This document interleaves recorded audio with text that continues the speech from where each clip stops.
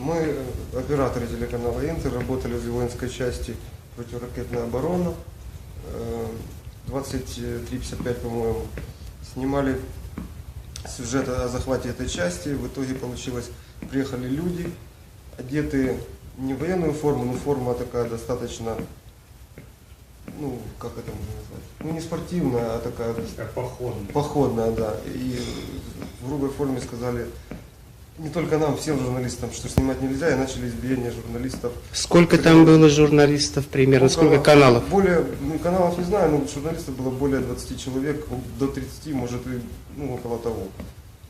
Потому что были и пишущие, были и интернет-издания, были из России, которые тоже попали под раздачу.